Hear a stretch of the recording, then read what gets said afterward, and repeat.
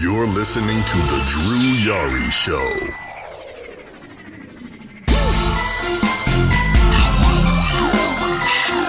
That's the wine and diner with kings and queens.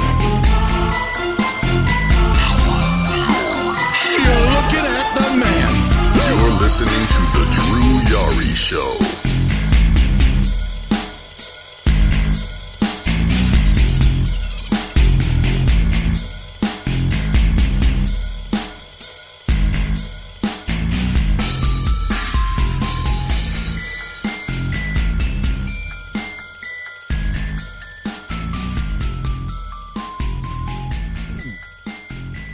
Hey, what's going on, guys? Welcome to the show. It is Tuesday, 9/11. Well, actually, it's not now 9:11 p.m. Central Time, or 9. Is it Central Time? 9/11 here in San Antonio. So I guess if you're listening in the East, it's gonna be an hour ahead. So what's going on, guys? Welcome to another episode of the show. Doing another solo show. For the most part, the regular shows will be solo. The Patreon shows will, just be me and someone else. What's going on this week is tomorrow I'll be doing another show with Ruben. It's our show called The Worst of the Worst, where we review bad movies. And the topic of discussion was bad Nicolas Cage movies. And I forgot what the choices were, but I know Ghost Rider won. So we're going to review Ghost Rider tomorrow. So look for that to drop. And then on Thursday, I'm doing another episode with Jeff Lippman on our show, from my lips to your ears. Lips being spelled with two P's. I don't know if I should call it Drew's lips to your ears. That just sounds weird. But so look for those two shows to drop. And as far as like me and RJ doing another show, we haven't discussed it yet, but I know our show is mainly just we'll do top tens of just about anything. So we're just trying to think of more topics. So I'm gonna talk to him and see what he wants to do. I don't know if I mentioned this last week, but my schedule again at work has changed. If I'm mentioning it again, then I'm sorry, but I feel like I haven't mentioned it. But so currently I'm working mornings, and I'm not a fan of mornings. I thought it was going to be one of those things of like, okay, I can work mornings. I can get out during the day and just do what I need to do. Which is a lie, because as soon as I get out of work, I'm tired. I don't want to do shit. I just want to go home and sleep. It was a lot different than before, because before I would work nights, but I would be able to do what I wanted to do during the day, surprisingly enough. So I don't know when the new schedule is going to be. It's going to be the schedule I had before, which was I would have Wednesdays and Thursdays off, and I would just work nights, 3 to 11. I'm thinking about maybe even moving the show back to Thursdays like I had before, Thursdays at 5, where, we would just bullshit for like an hour and a half or 2 hours, and then, that's about it. I used to have it at 6:30, but then another podcast decided to take that spot. Mm-hmm. Well, talking to you, Wrestling Soup. I'm fucking up. So whenever that schedule does take into effect, which I've heard that it might be sometime in June, but we can't be for certain. Again, you guys will be the first ones to know. But whenever that does happen, I might just move the show back to Thursdays, or I'll probably put up a poll on Twitter on what you want me to do. So you got that. What else? What else can we talk about? I mean, as far as like my personal life, just kind of the same old shit. Just all I do is work in the mornings and come home. I'm tired. I'm very tired. I'm very tired, man. Today I did some yard work. I cut the grass. It was getting pretty bad. Nothing but rain here in San Antonio. It's gonna be either raining, thundering. It's gonna be very cloudy for I think like a week and a half. That's what I was checking, and it's kind of one of the things that piss you off, because you never know if you have time to get some work done. Because we need to cut our grass desperately, and luckily, I was able to get it cut. It's kind of not really a funny story, but it's just like while I'm cutting the grass, I literally ran out of gas, and I made sure to put some gas in it. So I was thinking, okay, this should last me for everything, and which it didn't. So I had to run all the way to QT, which I don't know if you guys have QTs where you're from. They're fucking great, by the way. So shout out to QT. Hopefully, it'd be nice if I can get QT as a sponsor, just sponsors in general. And I just filled it up with gas and just finished everything, and used the weed eater to get the sides, get those hard to reach places. And then yeah, it's really about it. Didn't Nothing really spectacular happened in these past few days. I mean, other than watching the pay per view on Sunday, which we'll definitely get into that. And then the Shawn Michaels documentary from yesterday. I watched the Rob Van Dam documentary on Sunday. Should we talk about that? I guess we can talk about that. So yeah, just so we can cover everything. So yeah, the Rob Van Dam documentary came out on Sunday. It dropped on Sunday on Peacock automatically. There wasn't a time thing, so you're able to watch it whenever. So as soon as I got home, I watched it, and I enjoyed it. Because wasn't a lot of bullshit. Van Dam didn't really. I think Van Dam's one of the few that hasn't really had like this very traumatic life, and it's not to like shit on anyone else who has. Well, the Van Dam, it's like I guess aside from the weed thing, he's kind of clean as a whistle. Um, he grew up in a very small community in Battle Creek, Michigan, and was a fan of wrestling. Got into martial arts by happenstance. Because he said him and his friends were driving by somebody's house and they saw this ring, and they knocked on this guy's door and was like, "Hey, can we use your ring?" And he's like, to do what? He's like, "Well, to do wrestling matches." Like, "No, you can't do wrestling matches for martial arts." And then they agreed, you can use my ring to do matches, but you also have to learn how to do martial arts. And he competed in martial arts tournaments, and he was actually very good. And how he got into wrestling, him and Sabu trained with the Sheik. I remember listening to his not his Hall of Fame speech, but back in 2007 when him and Sabu inducted the Sheik into the Hall of Fame ahead of WrestleMania in Detroit. Remember that? And he talked about training with the Sheik, and basically just living there and almost becoming like a second son. The Sheik is, I believe, is Sabu's uncle, if I'm not mistaken. Hold up. Anyways, and then he gets into his wrestling career and talks about getting spots in WCW. He wasn't too happy there. A lot of Rob's antithesis of his career is that he's a guy that doesn't like being told what to do. Like he has like it's not like a Randy Orton thing of like don't tell me what to do, blah blah blah. Well, I'm gonna end up fucking up my shoulder. It's more of like a thing of like, let me just be who I am, and don't try to tell me who I should be. It's like in Rob Van Dam's speech is like I live my life being who I want to be, and I'm proud of that. So whatchamacallit. So I'm probably forgetting things. So he gets to ECW. He was in. I'm forgetting how he got to ECW. I know he was in a small promotion, and then Sabu suggested him to come to ECW to Paul Heyman, and Paul Heyman saw him. He's like, "All right, let me sign this guy." And he comes in, and automatically he's popular. And ECW's first big pay-per-view in '97, if I'm not mistaken, which was it Barely Legal? If there's any ECW people out there, ECW like marks, whatever, please write me please write me on Twitter, get at me, and let me know if I'm getting it wrong. So it was the first, it was ECW's first pay-per-view, and Van Dam was not too happy that he was left off the pay-per-view because at the time, according to the documentary, he was one of the best stars on the show. Luckily, somebody couldn't make the show, so he ended up wrestling Lance Storm, which I'm surprised they didn't get Lance Storm for the documentary. They got a few other ECW people. They got the Dudleys, of course.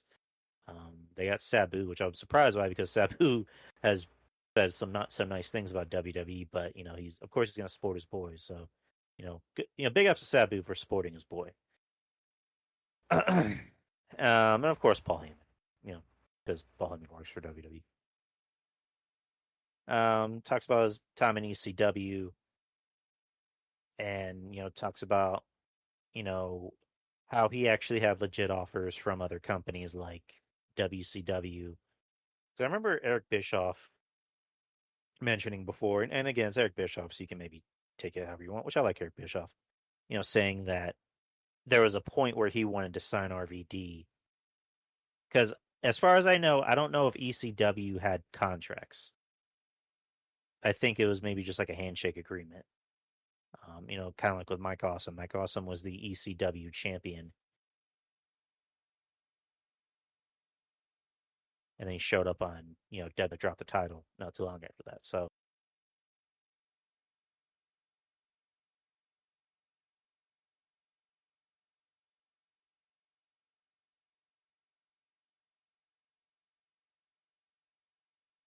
I don't know if ECW had contract and Bigelow for the TV championship, which RVD says is the match that put him on the map. And ECW of course wasn't just known for blood and guts and hardcore wrestling. It was they actually had some wrestling there. They had some good interface wrestling. Again like the Rob Van Dams, the Guerreros, the Benoits, the Rey Mysterios, what have you. So he's the ECW champion for damn near 2 years until an ankle injury at a house show, ends up, putting the kibosh on that. By the time he comes back, that's when ECW was kind of on their, their downward spiral. They were bankrupt. And, one thing about Rob Van Dam, he was loyal. He was loyal to ECW because ECW gave him the platform to be him. Because he could have easily went to WCW, which would have been interesting. Or he could have went to WWE, which he did show up on WWE television, but Vince McMahon, came out and said that they were kind of supporting ECW. They were giving them money to pay their guys, and they would allow their guys to show up on WWE. And there was a bit where Rob Van Dam showed up on WWE television in '97 and had a match with Jeff Hardy. Pre the Hardy Boys, with the gimmicks and everything. So ECW shuts its doors in 2000, I believe, 2001. And the alliance, deal starts, and the alliance was what it was. They tried to make ECW into the heels, but people were cheering for Rob Van Dam anytime he did something, which is like, if you really want to make someone a heel, don't have them do cool shit in the ring. You know what I mean? If someone's gonna be a heel, they need to not care about what the fans want. And Rob Van Dam's out there doing Van Daminators and 5-star frog splashes, and I'm just like, and I'll be honest, that was my first time I ever saw Rob Van Dam, because I definitely heard the name. Because I remember in the San Antonio Express, they used to have a section primarily just for wrestling, and they would have gossip and rumors and what have you, and they would show like rankings of like the top 10 best wrestlers, the top 10 worst wrestlers, blah blah blah. And I would always see that name. I would always see Van Dam's name. I'm like, who the hell is this guy? And I didn't have access to ECW. I mean, I couldn't tape trade or whatever. The only time I ever really got to watch ECW was towards its end, whenever it was on TNN, the national network or whatever you want to call it, which ended up becoming Spike TV. So I never got to see Rob Van Dam in his prime in ECW. I only got to see him in WWE. And when I saw him, like, who the fuck is this guy? This guy is like really good. Like, this guy is like, he has it. Whatever it is, he has it. And I remember like they capitalized on it because they were doing the bit with him and Steve, where Steve didn't like him because he thought he was trying to steal his thunder. And I remember the bit. Steve was like, "I don't like you," and Rob just said, "I don't like you either." And he ended up getting involved in a championship match with it was a main event of pay-per-view. It was Rob Van Dam, it was Steve Austin and Kurt Angle for the title. I remember thinking, wouldn't it be some shit if they give Rob Van Dam the WWE title? Like that would be so fucking cool. If they really want to capitalize on this and make him over, like give him the WWE title. Like why the fuck not? And so the alliance thing, ended, and Van Dam, he capitalized on it, became one of the most over guys in the company. The fans. This thing about wrestlers is that if you're able to have some type of bond with the audience, if the audience can sense that you're not fake, you're gonna do fine. And Rob Van Dam, what you see is what you get. The guy, yeah, he's a pothead, but he's him. The people know who he is, and they love it. They gravitated towards him. One thing I just always drove me crazy was that I would look at him and go, okay, Intercontinental Champion. He's out there having 5-star matches. He had that, that legendary ladder match with Eddie Guerrero. Main event Raw. Back when Raw was watchable. Back when the product was watchable. Back in the early 2000s, mid 2000s.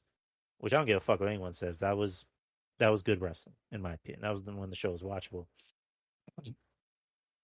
And it just always drove me crazy. I'm like, why won't you put this guy over? Why won't you give this guy the world championship? Whenever he was wrestling Triple H, for the big gold belt for the world championship, I'm like, okay, I think they might end up giving Rob Van Dam the championship because, the story is that Triple H wasn't crazy about Van Dam. He didn't like the fact that he was popular and more over than him, and then people seemed to gravitate towards him. Another thing they point out in the documentary was that, Van Dam he had a specific style to him because in wrestling, most guys are just very passionate in their own way, whether it be yelling or having some type of emotion. And it's not that Van Dam, he said he does. It's not that he doesn't have emotion. It's just that he's passionate in his own way. He doesn't need to be the yelly guy. He doesn't need to go out there and tell stories and talk really quiet into the camera. Van Dam's just Van Dam. He's passionate in his own way. And Brian Gewirtz, was saying like, this guy seems, I think he has said, this guy seems like he has no passion, but then he realized, no, he has passion. That's just him. Like, you know what I mean? It's like Rob Van Dam is not the guy that's going to get on the mic and say, "I'll see you in the ring next week, brother." Like, no, it's not going to be him. He's going to be the guy that comes out and doesn't say anything and will punch you in the face. You know what I mean? Like, a lot of people who know Van Dam will say he's a tough guy. Like, don't let the calm demeanor fool you. He's tough. He smacked Taz right across the face twice in front of a lot of people. I think Kurt Angle said he tried to do that to him, but Van Dam fought him back. So, and again, Vince McMahon was saying, it's weird because Vince McMahon was saying that him and Rob always had a good bond. They always had a good relationship. There was never like a crossword between them. I remember Van Dam. I'm surprised they didn't put this in the story. I guess I know why they didn't put this in the documentary, but I would have liked if they put it in where, Van Dam told a story about when they were all about to do the tribute to the troops show in Iraq. They're letting everyone know it's like, okay, it's voluntary, and Van Dam said, okay, have a good trip. And Vince was very like adamant to try and say, I appreciate your honesty, but I think you might enjoy this. And Van Dam's like, didn't you just say it was voluntary? And throughout the whole day, they were sending people to Van Dam to try and convince him to go. And Van Dam was actually standing outside Vince's office, wanting to slap him. He wanted to do the Taz thing, to pick a hand, until Paul Heyman just said, no, don't fucking do that at all. It's a funny story. You have to look it up. You can find it on YouTube. It's everywhere. But yeah, it was interesting how Vince said, I've always liked Rob. I never had a problem with him, and Rob said the same thing. I like Vince. I never had a problem with Vince. What else? Yeah, it was that, and probably also the ECW thing. A lot of traditionalists in the company they still looked at him with that ECW stink. Which sucks. And then this is a segue into ECW One Night Stand.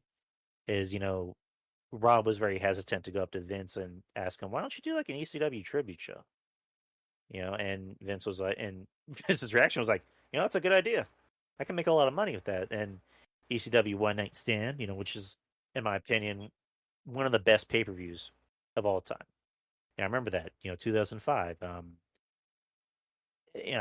was watching with Betty, and I was just with my girlfriend. I should probably not say her name as much, but I was watching with her in the bed, and she was.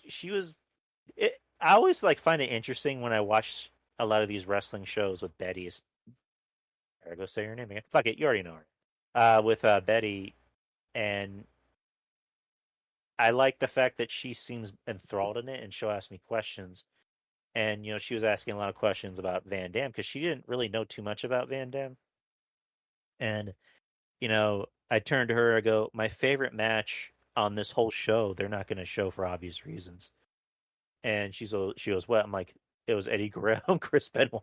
And she just goes, oh. So they're obviously not going to show that. But overall, it was a great show. And then the sad thing is, Rob Van Dam ends up. It was his idea to have this happen, and he's not even on the freaking card. He shows up, but he's hurt. He had a knee injury. I remember I remember this vividly, like it happened yesterday. He had that injury back in January of 2005, and this was before the Rumble. So he was out for a while. He was out. He had to miss WrestleMania, which sucked for him. And he ended up missing One Night Stand. So One Night Stand became a huge success, and then he ended up coming back at the Rumble the following year, and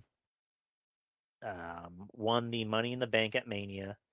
And instead of just cashing in, during a random match, he goes up to Cena and says, if whenever I cash this in, it's going to be on my terms, under the most extreme conditions at ECW One Night Stand 2006, which again, it ended up not being as good as the first one, but just the match alone with Cena, just that hostile environment. As soon as Cena came out, they wanted to kill him.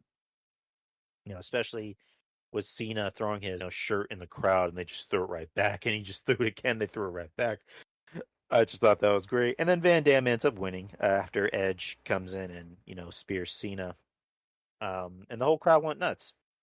And Van Dam was saying that was the peak of his career. Just winning that. And I remember he said on kayfabe, was it kayfabe commentary? No, it was in an interview, I think, with No DQ, where he said, that was, the peak of his career, because at the time, his then wife, Sonya, which I'm surprised he didn't mention too much about it. He just mentioned that he was married, because I remember Van Dam, anytime he mentioned Sonya, that was his precious Sonya. Anytime you mentioned Sonya, that was his wife. You already knew who Sonya was because it was Van Dam's wife. But she doesn't really get mentioned on this a lot, which, again, you don't really expect your ex-wife to be mentioned too much because it's a very touchy subject for Van Dam, which we'll get into in a bit. But he says that she was there and she was able to enjoy it with him. So that was, the best part of his career. And then, with the relaunch of ECW, he was supposed to be the face of ECW. They gave, he's the WWE champion. They gave him the ECW title. First time in his career that he was ECW champion. And of course, we all know what happened then. Him and Sabu get pulled over in a car. And, there's weed in the car, which, Van Dam has said before. That wasn't the first time he's been pulled over with weed. But it's just, I think it had to do with the fact that, he's the world champion.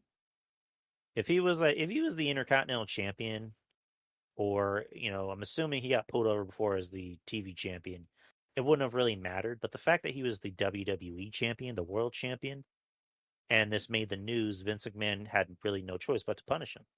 So he told Rob, okay, tomorrow you're going to lose the title, and then the next day you're going to lose the ECW title, which I remember my girlfriend, Betty, she was saying, man, they punished him for that. I was like, well, it's kind of a sticky situation because I'm pretty sure there's been a lot of situations where they have been pulled over and they kind of kept it on the down low. But the fact that he's the world champion and the WWE is a publicly traded company and, it made the news, Vince had to react. I think if it was a little bit more on the nose and, on the low, they probably wouldn't have reacted as much. They probably would just give him like a slap on the wrist.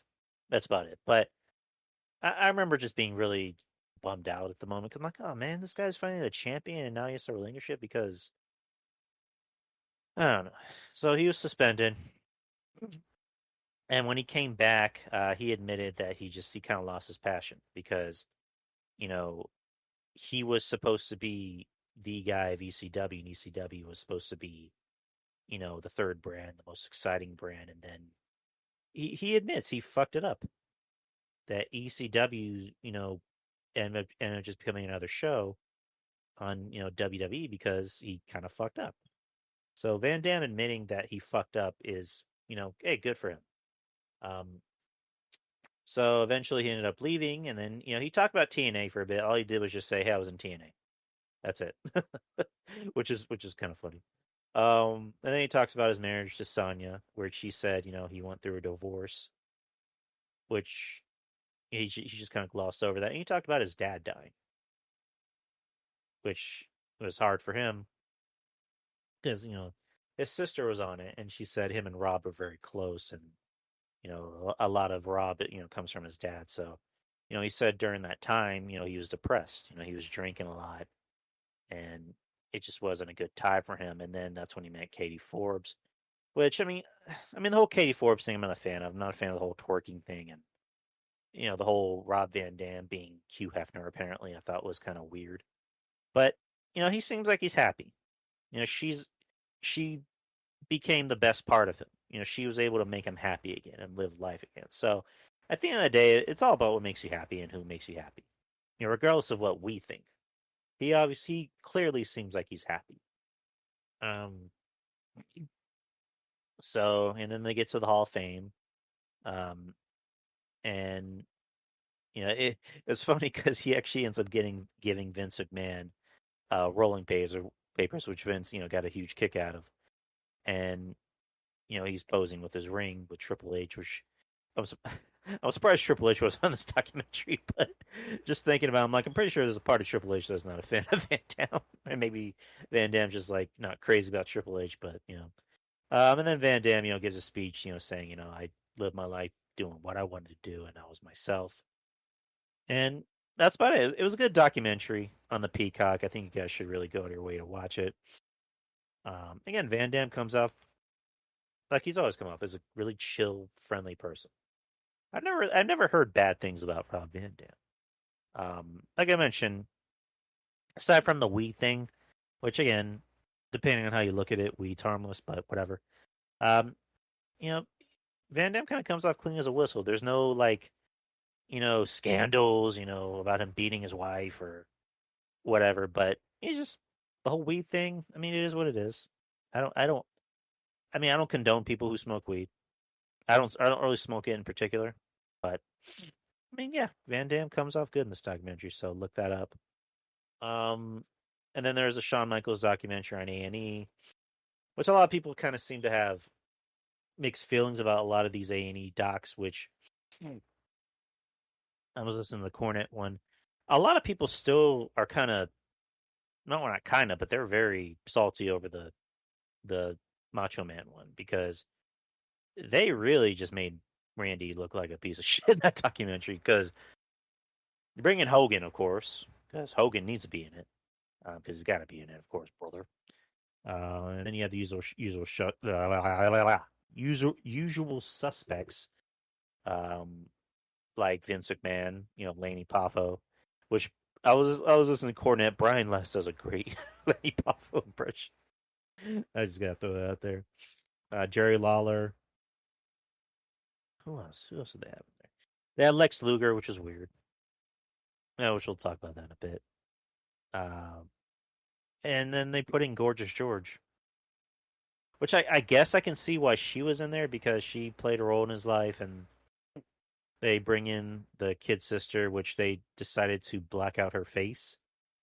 And it's saying, for the things that happened in Randy Savage's life, she chose to keep her identity secret, and they just kind of glossed over it. They just said, Gorgeous George just said, "Well, I had heard Randy was doing things to my sister, but that's about it." And then he put cameras in my home, which Kevin Castle touched base on this, where he said that apparently there were drug dealers that were robbing, Randy, so that's why he had to put cameras in his home, and also Stephanie Beller's home. And that's about it. They just glossed over that. Uh, they didn't have Randy's, widow on the show, which, looking at this documentary, I'm pretty sure she didn't want to be on. Yeah, that was a few weeks ago. Booker T one was good. Booker talking about his childhood and whatnot, but we're gonna talk about the Shawn Michaels one. I think I talked about the Booker T one last week.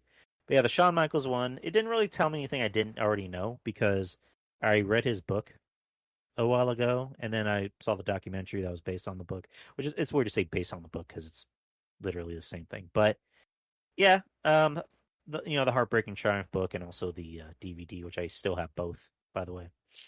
Again, didn't really tell me anything I didn't know. Just Shawn. Shawn's from San Antonio. He was actually born in England. He's in an Air Force family, and he moved around a lot, and then he finally settled in Texas. And his whole thing was sports. He, as a kid, was different than the persona that we saw in wrestling. He was very quiet and shy and reserved, and he had a weird name, which I can relate to. I can relate to getting those snickers, hearing people hear my last name for the first time. Same thing with Shawn. And he tells a story about one night he was staying up late on Saturday night. He starts to watch wrestling, and then he tells his mom, "I'm going to be a wrestler," and she says, "Oh, that's nice, honey." And his dad made his mission. He's like, "Yeah, I'm pretty sure he's going to grow out of this," but he didn't. So, and he was having actually wrestling matches with his friends while they're on high school campus, and him and his best friend to this day were they actually had a talent show where they just put on a wrestling match and they were showing color, which Jim Cornette pointed out, that was probably the only time I've ever seen Shawn Michaels have color in a match or in his whole wrestling career. I am pretty sure Jim Cornette doesn't listen to the show, but so Bad Blood 97. I'm just going to say the ones I remember. Bad Blood 97 in the Hell in a Cell match. He had some color in there. I'm trying to remember another one.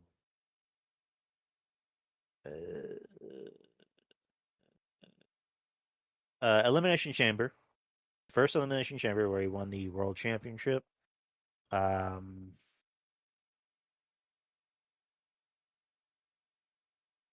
to remember another one.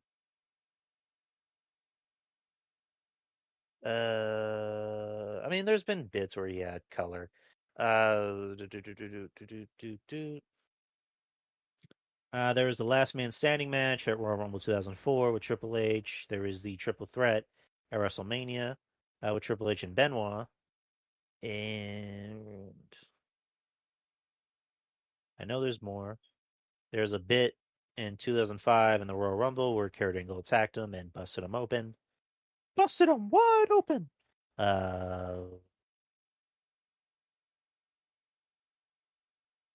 And I know there was a bit in 2008. I don't know. He's had color, but maybe not profusely like Flair did. But he's had color. So in your face, Jim Cornette, wherever you are. And then he ends up becoming a wrestler. He goes to college, but he had like a 0.4 GPA, which I'm like, yeesh, you're really not trying. Even when I'm really not trying, I can at least get like a 2.0 or like a 2.5 or whatever. But he tells his dad, "I don't want to waste your time or your money. I don't want to waste my time or your money. So I still want to be a wrestler." So his dad knew a guy that knows Jose Lothario, and paid the fee to get him into wrestling, and that was it. He ends up becoming a wrestler.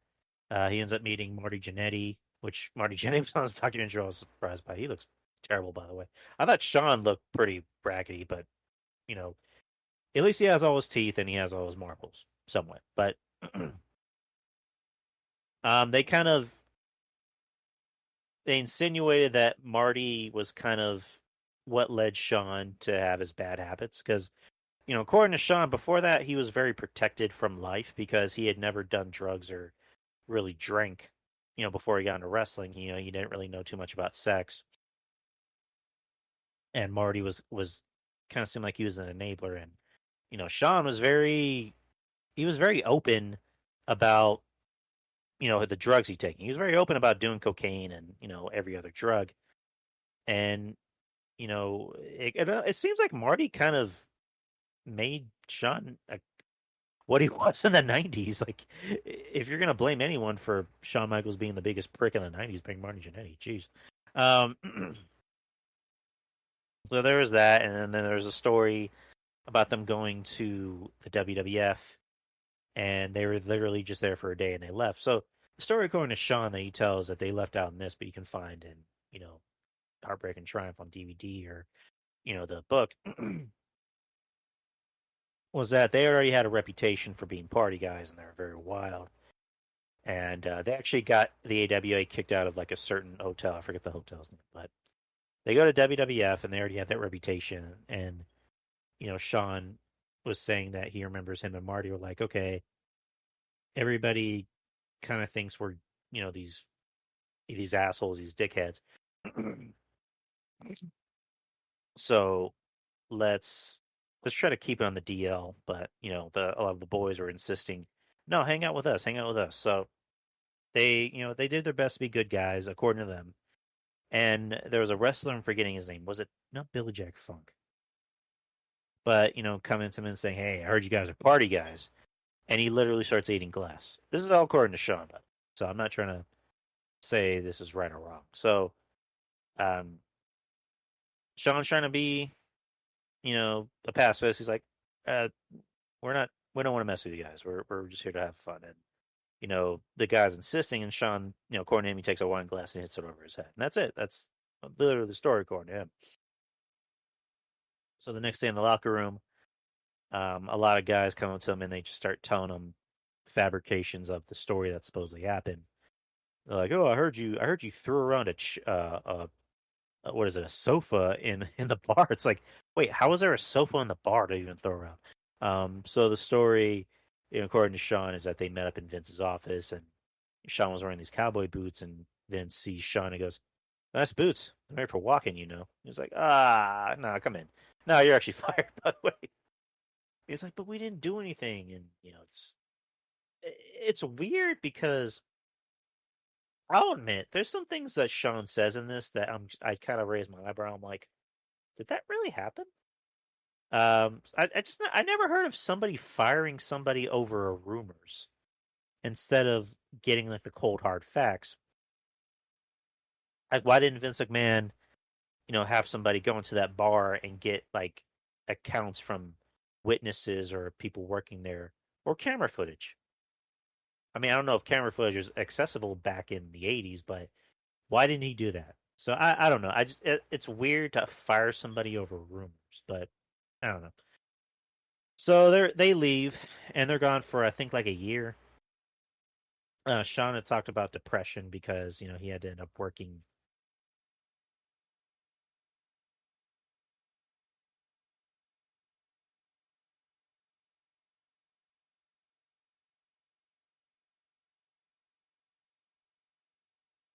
for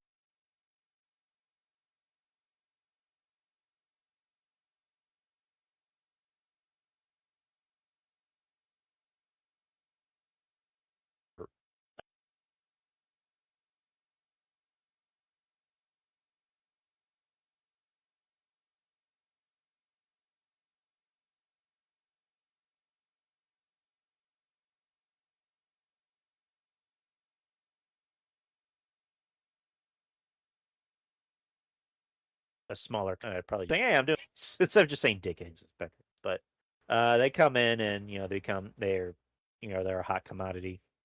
What kind of fucked them up is they had a match against Bret Hart and Jim the Evil Neidhart, the Hart Foundation. That infamous match that fans were a part of, live fans were a part of, but never got aired. What happened in the match was one of the ropes actually broke, And Brett was actually in the documentary saying, that he was telling the ref, just fix the rope. We'll work the match, but just fix the rope. All you gotta do is fix the rope. And apparently Vince was very adamant. No, just finish the match. Just finish the match. That's all you gotta do. And they were very frustrated because they admitted that the match wasn't as good as they wanted it to be, and they could have made it like one of the best matches that you ever seen, but the rope broke. So the Rockers end up winning the match, but then Vince says, we can't air that match because of the rope, even though there's live fans there. So we gotta, the match never happened. Your win never happened. And Shawn was like, so we're gonna get another chance. I'm like, no, we're just gonna move on. It's like, okay, that's just odd. And then eventually, the I was gonna say the Heartbreakers, the Rockers moving on, which they didn't talk about the story. Shawn tells a story which you can actually find online. He did an interview for fuck, what the hell is it called? RF Video back in 1999, and this is like a year after he left the company. And he had said that Marty wanted to leave the company, but Shawn was very like, I kind of want to do my own thing because I can't just be in a tag team for him. I got to do my own thing. So there was a story about them being at a shoot, a photograph shoot for like Wheaties, I believe, and they were just getting into an argument about pay. And Marty was like, I can get us a job at WCW. I can get us, this much money. And Shawn was like, I really don't want to go to WCW. And then he calls WCW, and the guy answers the phone. He's like, I never talked to Marty. I don't remember talking to Marty about this much money. We don't even have this much money to pay you. And he's like, yeah, I figured. I just decided to call you. And Vince actually thought Shawn was going. And Shawn was like, I was never going to go to WCW in the first place. I wanted to stay here. So that's what led to that, friction between them. And then they talked about a fight they had in a hotel room, which I'm forgetting how the details went. But it ended with, Marty beating the shit out of Shawn. He's covered in blood. And then the infamous, barbershop, bit where Shawn super kicks Marty and throws him through the window, which at the time was a pretty violent thing for, wrestling, WWF television, and ends up ripping the program with the Rockers, and Shawn ends up becoming a top guy. They put him with Sensational Sherry, and I forgot what it was. Jimmy Hart ends up, making the song, with Sherry singing, but eventually when Shawn, went on his own with Diesel, Jimmy convinced him to sing the song. He's like, but I can't sing. He's like, yeah, that's the point. You're such an asshole that you're singing your own song. So, we got that. He ends up becoming the Intercontinental Champion pretty soon. And, they talk about the whole thing with him and Diesel where, he wanted Diesel because he needed, he felt that something was missing from his character. So he admits he was watching WCW one night and saw, Vinny Vegas, which, was one of Kevin Nash's many gimmicks. He's like, this guy's making me laugh. So he talked to Rick Steiner, who his real name is Robbie Steiner, which is weird. And, because they're good friends. And tries to ask him info on, Kevin Nash. And he's like, hey, he's a good guy. I'll try to see what he's up to. And then he was still under contract with WCW. So Kevin Nash had said he went to WCW and said, this just isn't working out for me. I'm going to go back to being a bouncer. And ends up getting, and just literally waits for his release papers to be faxed to him, and goes to WWF and meets Shawn Michaels, and the rest of the stage history. It's weird, there wasn't a lot of Kevin Nash in this documentary. You would have thought there'd be a lot of Kevin Nash talk. There was a lot of Scott Hall talk too, which is weird. Sean Waltman wasn't in on this. That's so weird. A lot of Triple H talk for obvious reasons, but. And then they talk about the ladder match at WrestleMania, which a lot of people remember. Ric Flair describes it as, Shawn Michaels had a ladder match and Scott Hall just happened to be there. And whatchamacallit, they talk about the whole thing with the sailors where Shawn walked into a bar full of sailors. Supposedly it was 9, and then they said it was 6. The story is that Shawn walked in, and a lot of the the women that were with the sailors that saw Shawn, and they were flirting with him, and Shawn was flirting back and talking shit to some of the sailors. So he walked out, and six of these supposed sailors ganged up on Shawn, beat the shit out of him, while Sean Waltman and Davy Boy Smith were trapped in the back seat of the car. And I'm surprised they didn't bring up the bit where Shawn fainted on live TV. He had a match with Owen Hart, and Owen Hart kicked him in the head. And after the match, Shawn passed out, and I remember Kevin Nash talking about it, telling the announcers, just whatever you do, shut the fuck up. Don't say anything. Let the moment be organic. Because, I remember Shawn being like, wouldn't you freak out if I pass out on television? Like, you can't say anything at all. And they actually took him to like an actual hospital, and he had to sign a release to leave. And fans are actually calling the hospital. It's like, hey, is Shawn okay? Is Shawn okay? And then that played up to 96 when he won the Royal Rumble for the second year in a row, which he won at number 1? I forget if it was 95 or 96 where he won at number 1. Which the infamous, did both of his feet hit the floor, which, Kevin Nash had the best response, which was the main event was already booked. So I don't know what you want us to do. He goes on to fight, Brett in the infamous Iron Man match. Which after that is what kind of started Brett and Shawn's problems. Which we'll talk about that. Talked about the curtain call, which they actually brought in the fan who videotaped the curtain call, and they stand by the curtain call. A lot of wrestling traditionalists, hate it. Ric Flair was saying if they had did that shit back in my day, they would have gotten the shit beat out of them, which they probably right. So, again, not a lot of Ric Flair on the show. And after that, was it Kevin Nash and Scott Hall left, so they couldn't do shit to him. And Shawn was the champ. Sean Waltman, I don't even think was even in the company. I don't even know if he was even participating, but they couldn't do shit to those guys. So Triple H was the one that kind of carried the load. And for a year, he had a job. He had a job out to everybody in sight until he won King. Which originally in '96 he was supposed to be King of the Ring. He was supposed to be King of the Ring in '96, but then that happened, and then they, Austin ended up getting King of the Ring, and the rest, as you say, is history. And then '97, Triple H won King of the Ring. And then they talked about Brett and Shawn's problems. Brett didn't like how Shawn was just being unprofessional, and Shawn didn't like how Brett thought he was God's gift to wrestling. They talked about the fight that they had in the locker room, where Brett pulled a big chunk of hair out of Shawn's head. Jim Cornette tells a story that Shawn literally walked into Vince's office and slammed his hair on the table and said, "This is an unprofessional working environment," or "This is a hostile working environment," or something. And then Jim Cornette actually took the hair. Talked about Montreal, which they kind of skimmed through that.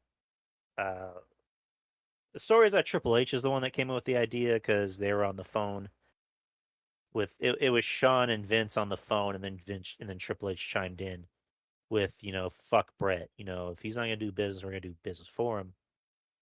And that's when they came up with the idea for let's double cross him, and that happened. So after that, which I'm surprised they didn't talk about Hell in a Cell, first Hell in a Cell match. So I guess they figured you kind of already know everything. So if you read the book or watched the documentary, which I did, so I don't know, but that's just me. Royal Rumble '98, they have a casket match with Shawn and Taker for the title. There was a bit where Shawn goes over the top rope, and the way he just describes it was that he was trying to avoid the casket. He was trying to do like a clear, jump over the casket, but he kind of, I guess he said his lower back kind of barely touched the casket, and he didn't feel anything. But then the very next morning, he couldn't get out of bed, and he actually had to call his dad to come get him out of bed. And then after that, the doctor was saying you can't wrestle again, and let me see what I can do for Mania, because I still need to drop this title to Steve. I mean, when you watch that, I can't. I'm not gonna say someone's lying, because I'm not a wrestler. I don't do this. I just talk about it. But when you see that video, it's like Sean's back. It looked like he didn't really hit the casket. I know I was listening to Cornette, and Cornette said, I'm not going to say he's lying, but I don't really believe him because it didn't really look like he touched the casket. But then again, a simple just nudge can do a lot of damage, especially if you're someone like Sean, who he said he was dealing with a lot of injuries and doing a lot of drugs. So maybe that played a role in it. Just barely being hit in the back with a sharp wooden casket. So again, we don't know. We don't know what the situation is. I'm not going to sit up here and speculate too much, but the match with Steve, Steve admits, him and Sean weren't talking. Sean never talked to him. Triple H said he had to be the mediator on that whole day of Mania.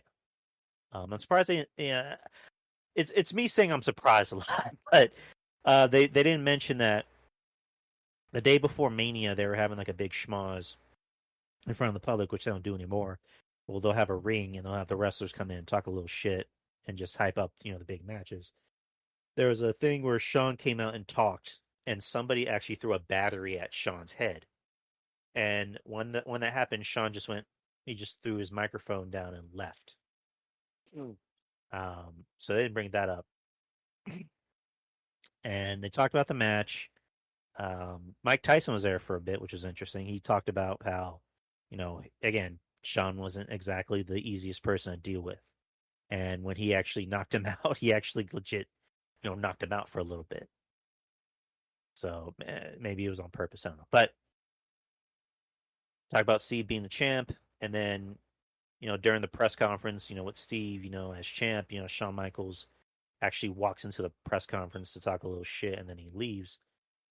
So Sean's out for a bit. He has his back surgery, which, Cornette pointed out, why didn't they have the surgeon who did Sean's back surgery for him that healed his back? So Sean, while he's, away from the company for 4 years, which he's actually still getting paid, by the way, he says, he's watching Nitro and he sees who would then go on to be Miss Shawn Michaels, Rebecca. What was her name? I was going to say Misty. What the fuck is her name? Or what the fuck was her name? As one of the Nitro girls. But anyways, he says he sees her and just thinks she's like the most beautiful woman he's ever seen. And it's funny because Brian Last saying that sounds like something out of a Prince story. Like Prince sees her, he goes, I like her. Bring her to San Antonio. Because that's what Sean said. Sean's like, I like her. I think she's very pretty. And somebody reaches out to her and says, this is Shawn Michaels' number. Call him. So they were talking on the phone and, emailing each other for 2 months or for a couple months. And then they end up going to San Antonio, meets them, and they're with each other for 2 weeks. And, they fall in love and eventually get married in Vegas. And, at the time, Sean's problems are getting worse and worse. He's still doing drugs, even though he has a kid on the way. He's still taking somas and passing out while he's eating dinner. And he thinks he doesn't have a problem, but his wife sees it, and, his wife ends up being the religious one in the family. She ends up being the one that turns him, to religion, which we'll talk about in a bit. And, there's a story that Sean always tells that, one night he passes out on the couch and, his son climbs up on his chest and says, Daddy's tired. And that's when he starts to realize, all right, he's starting to notice things. Like I can't remember how old he was at the time. I think he's maybe like a year and a half old, and he's already starting to notice, that there's something not right with my dad. He's always falling asleep and getting tired. And, he realizes I can't fuck up this kid. He's already starting to notice I'm a fuck up. I can't fuck him up. And then, Kevin Nash called him, and, it was more just like Kevin calling him out of the blue, like, hey, how are you? It wasn't really like a planned thing. He's like, hey, how are you? And then Kevin's very blunt with him. He's like, hey, you need to cut that shit out. You're getting too old for that. And, tells him, when's the last time you talked to Hunter? He's like, you need to talk to him because that's your fault. That's not his. So you need to make shit right. And, he calls Hunter. And, they talk for a while on the phone, and they just, they just kind of air out each other's laundry. And, he tells Hunter, "I hope you can forgive me." That's all. That's all I really care about.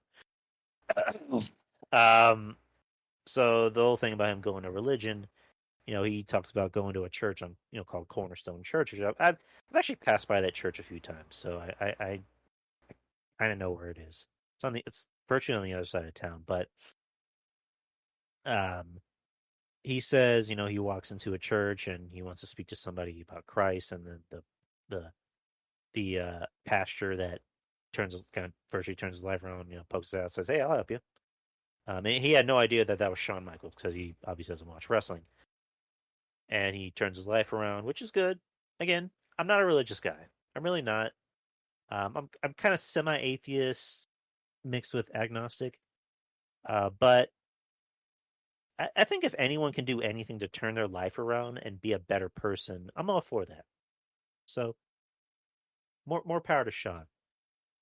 Well, the one thing I just kind of like raised my eyebrow at and went, okay, was when his wife is talking about his back pain, and then she's saying as soon as he turned his life around to Christ, that's when his back pain just went away. Which I just kind of raised my eyebrow and went, okay. And so, okay, the talk is that whenever he was gone for 3 years, well, 4 years actually, but whenever he was gone for that time, he was still under contract with WWE. He was still getting paid. And then, when the Alliance thing happened, WWE got bought out. That was around the time when his contract expired and he wasn't getting paid. And that was virtually around the same time when Shawn decided to go, "Hey, I can wrestle again." that's a Cornette's. Again, I'm not saying Cornette's right. I'm not saying he's wrong, but it's kind of funny when you think about it. It's like, yeah, now your back pain's gone. Now you're not getting paid anymore. So I don't know. I'm not, again. If there's any Christian people listening to the show, or Catholics or Muslim, again, I'm not mocking religion. It's just when you hear that, you kind of have to raise your eyebrow and go, okay.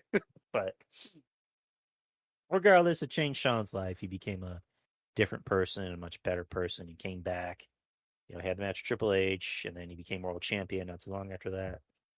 Wanted to have a good career for 8 years in the WWE, and then eventually retired. His match with Taker at Mania 25, I think, is one of the best matches I've ever seen. Probably the best match I've ever seen. And then he had the rematch at WrestleMania 26, where he ended up retiring. He put his career on the line. He retired, and that's it. And then he came back that 1 year in Saudi Arabia, which was just not very good. So whatever. We're gonna forget that. The dream forgets about the dream has no memory of that. So overall, I mean, it was a good documentary because I like hearing stories like this. I like hearing stories about redemption because Shawn Michaels, story is the ultimate redemption, which is, he doesn't hide behind anything. He doesn't try to sugarcoat anything. He says I was the way I was because I was kind of in pain. I was an asshole. I was doing drugs all the time, and I felt like I had nobody on my side. So I just thought, fuck it, I'm against everybody. So he admits he wasn't the easiest person to deal with, but he's a much different person now. He's helping out the talent in NXT. So good for Shawn turning his life around. Um, so the next documentary is going to be Ultimate Warrior for A&E, and then Dark Side of the Ring is going to be the Collision in Korea, which I have no idea what that is, but I'm going to watch it. I did watch the Nick Gage one last week, which I didn't swear off watching it, but I just said I'm probably going to skip it because I'm not really interested in like garbage, net deathmatch stuff. I'm not a fan of deathmatch stuff. Really not. Just isn't my cup of tea. I ended up watching it. It was interesting. It was more interesting than I thought it'd be. Um, because Nick Gage, he actually had a good childhood growing up. Because you would kind of assume someone like him would have a shitty childhood, but no, he had a really good childhood growing up. He grew up in a nice home. He had good parents. He was really close to his mom. His mom seemed like a saint. Unfortunately, she passed away, due to, was it breast cancer? I believe it was breast cancer. and he's been with the same woman for 20 years, and she's a ride or die. So I gotta give her credit for that. She's ride or die. And she stood by him, just seeing him just do the most gross fucking shit. Because I just remember just typing like I'm only 10 minutes into this. I'm already queasy. They show the match that he had with a guy named Bump. So let me paint the scenario for you. So was it the Tournament of Death, which is which is basically WrestleMania for death match. It's an entire day of death matches until we get to the finals, and you have Nick Gage versus I was going to call him Timothy Stack, not Timothy Stack, Thumbtack Jack, who's this guy from Germany who's supposed to be like the new guy. And like literally in the beginning of the match, there's light tubes and like all this shit, instruments of death, surrounding the ring and in the ring. And Thumbtack Jack ends up pushing Nick Gage out of the ring, and he falls onto these light tubes and cuts this artery, I think under his arm, and he's just bleeding profusely. So they had to take him to the back. But where they were having the event was on private property, so the EMTs couldn't get in because it was private property. So they actually had to have a helicopter airlift him to the hospital. And Gage says he actually was dead for 8 minutes. He was legally dead for 8 minutes until the EMTs brought him back. And so he talks about getting into deathmatch wrestling. Him and his brother, started wrestling. And he admits him and his brother had a falling out because it's just personal shit. His brother kind of looked down on him because he was doing the deathmatch shit. And when the Nick Gage thing about him going to jail was funny. And, Mox kind of had the perfect way to describe it. So, Gage was down on his luck, and he was homeless. Him and his girl were homeless, and he decides to go rob a bank. And he walks in and gives a message saying, I have a gun, give me all the money you got. And they actually caught him on tape. Like they actually see his face on tape. And Nick Gage's whole gimmick when he walks to the ring is he wears like a handkerchief over his face, like he's like an old timey robber, I guess you want to call it that. And Moxley was talking about it and saying, so this guy's whole thing is that he walks to the ring wearing a handkerchief like he's going to rob a bank. And the time he actually does rob a bank, you can see his face. So I thought that was funny. And then he ends up going to jail for, was it 4 years? 4 or 5 years. Gets out on good behavior, but, him and his brother just, their relationship pretty much dies after that. And, Nick Gage comes back. The promoter of GCW, which is Game Changer Wrestling, who's basically he's basically his brother. He's always looked out for him. He's always given him chance after chance. He brings him back to GCW, and for 2 months he's clean and sober. But then he ends up violating his probation, has to go back to jail for 2 more years. He gets out, and that's when his life changes. That's when he stops doing stupid shit. Well, I mean, stupid shit as in he's not doing drugs, what have you. He's still doing the deathmatch stuff, which is what it is. So comes back. They talk about the match with David Arquette, which Arquette wanted to be a wrestler, and then he agrees to the death match with Nick Gage, and he actually flies him out to LA, and they go to lunch at what is supposed to be the oldest restaurant in LA, and they're having steaks, and the whole time Nick Gage is letting him know in advance, are you sure you want to do this? Because we can call this off right now. And Arquette's very adamant. It's like, I'll do this. So they have the match, and Nick Gage ends up breaking a light tube over his face, and Arquette gets pissed off, and he starts actually laying into him. And the promoter's like, oh shit, Gage is going to kill him. Gage actually tells Arquette while he's pinning him, stay down or I will hurt you. And they finish the match, and Arquette walks out. And then he had a TMZ interview, which he was kind of passive aggressive about. Even Gage was like, yeah, I thought he handled it, well for a bit, and then he acted like a little baby afterwards. So, and then Gage talked about losing his brother. His brother was on the run, and he while he was running away from the cops, he jumped off a bridge, and which is actually a bridge right outside Gage's house. So it's weird because they had talked about him and his brothers, like their parallels in life, because his brother, the way they described him, was the more sensible one. Like he was the one that had his shit together. Like he had a family and everything, and Gage was the fuck up. But then after Gage got out of jail for the second time, that's when he started to turn his life around and became the more sensible one in the family. I use sensible, having quotation fingers up, but he wasn't doing drugs or hurting anyone. Well, I mean, outside of wrestling, but his brother started fucking up. Like his brother started doing drugs. His brother started doing stupid shit.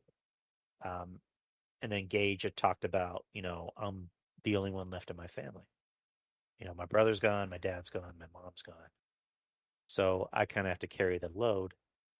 And the story ends on kind of on a high note, where Gage had talked about having redemption in his life, and just you see this past week, he's still a top guy. They had a GCW show, which Moxley actually showed up to, reigniting their feud. So, I mean, hey, good for Nick Gage. I mean, he's still getting work. He's still out there. He's still doing his thing. He's definitely not fake. He just did an interview with Chris Van Fleet, which I find kind of interesting because I can't imagine Chris Van Fleet interviewing a deathmatch, hardcore wrestler. But hey, such is life. I mean, I've heard good things about Nick Gage. Shaheen, shout out to Shaheen, said that Gage has always been good to him and he's always treated him like a brother. So, I mean, maybe he is cool. Maybe you have to know him a lot better. I'm not gonna judge the guy. I'm not gonna judge somebody for the wrestling they do at all. I'm not.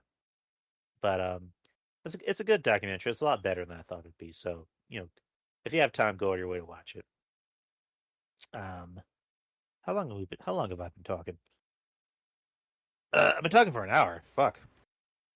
So let's try to get us. I'm gonna try and get us out of here in the next 30 minutes. So NXT was tonight, and I actually had it on mute, and I had the new Cornet drive-through on. So I was still watching the show. I just didn't hear anything. So first match of the night was Zoe Stark and Toni Storm.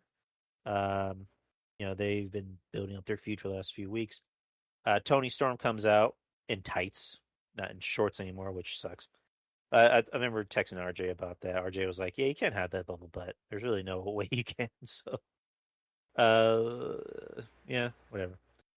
So I mean, they had a nice match. It was actually probably the best match I've seen out of Zoe Stark lately, and probably the best match I've seen out of Toni Storm, if I'm just being frank. But they had a pretty good match. Let's see. Toni Storm had a new move. It was a bold new finishing maneuver, a modified brainbuster. It was a pretty dope move, not gonna lie. It's pretty dope.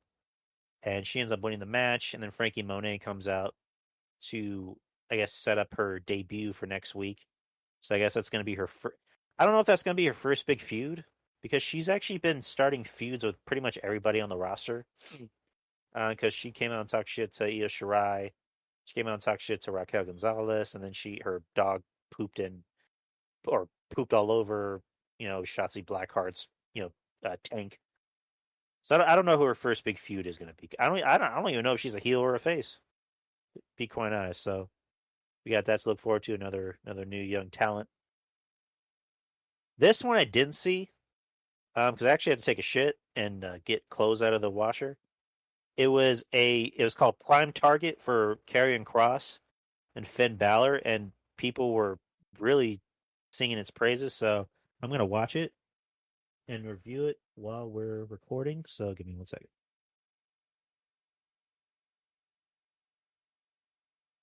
Just drop the phone.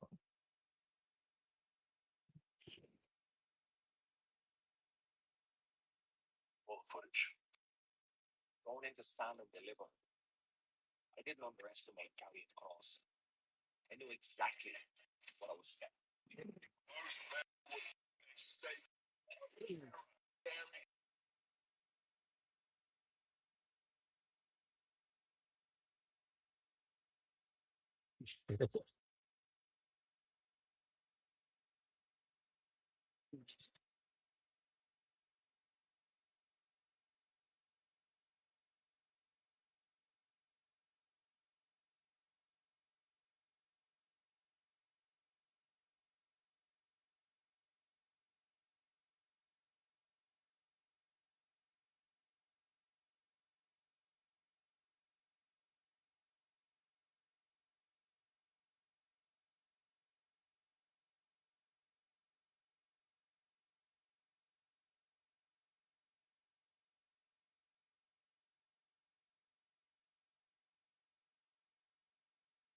His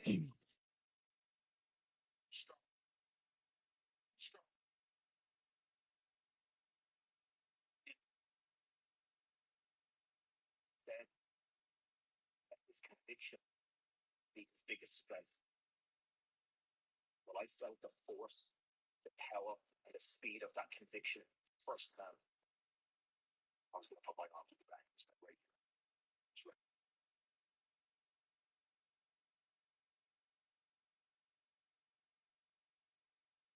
Him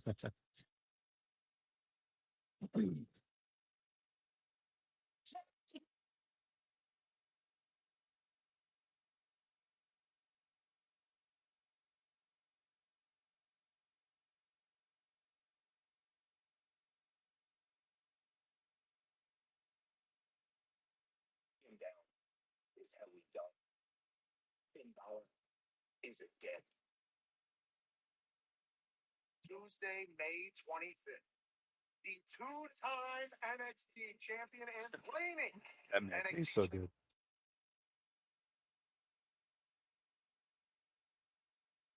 Karen Cross, a man who immediately upon arriving at NXT proclaimed dominance, one of the most intimidating humans in the history of this business. Defending against the Prince of Balor. A man who's been a champion in every single place he's been to. Japan, Raw, Smackdown, NXT. The fact that That McAfee is so fucking good.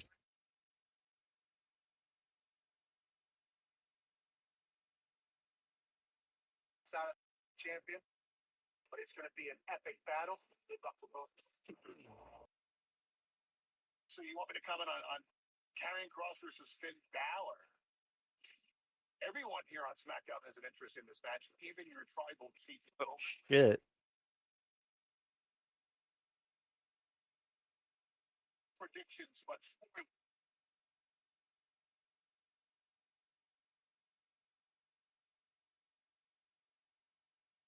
too close to call. Okay, all right.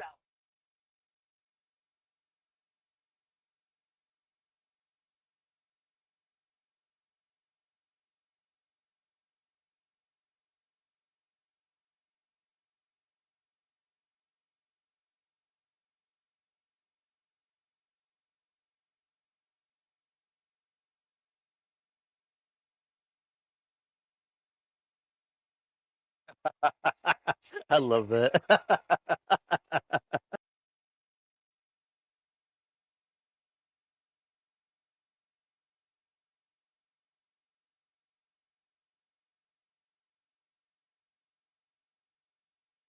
Dude, that was, oh my god, that was so fucking good. That was such a fucking good promo. Oh my god, just Heyman come in, Heyman come in and saying that Roman is interested in the match, like that. That could be an eventual WrestleMania main event, Roman and Cross. Like Jesus. I mean, the one thing you can never say is that WWE doesn't do these packages like that well, because it's like watching something on like HBO Sports, hyping up like the next big fight. This has me hyped up. I was already interested in the match before. Now I'm hyped the fuck up. Like I want to see this match now. And just Paul saying, usually I give spoilers, but this match is a little bit too close to call, which I'm just like, oh shit. Like just Paul Heyman saying that. Paul Heyman is so amazing. And that's, yeah, we got that. Next week is gonna be must see. I mean, if I had to guess, it's gonna be a one match show, but next week's gonna be must see. So great vignette, by the way. Like I said, Pat McAfee he's just so fucking good. Him on commentary with Cole, he makes Cole better. I think he's made Cole bearable, which is crazy to think about. Yeah, Cameron Grimes and Jake Atlas. Meh. Don't care for Jake Atlas and whatchamacallit. Ted DiBiase came on costing the match, and they're going to confront each other next week. So I don't know where that's going to go. Killian Dane versus Alexander Wolf. Killian Dane won, and then the rest of Imperium turned their back on Wolf. So that sucks. Yeah, Legado del Fantasma versus Tommaso Ciampa and Timothy Thatcher, which I was kind of like zoning in out of this match. Not, I mean, I like Ciampa. I think Thatcher's okay. The Luchadors, I'm not too crazy about, but Legado del Fantasma ended up winning the match because Grizzly and Vets came out and blasted Ciampa on the apron. So there we go. Yeah, Saray versus Aaliyah with her just enormously thick ass. I mean, what?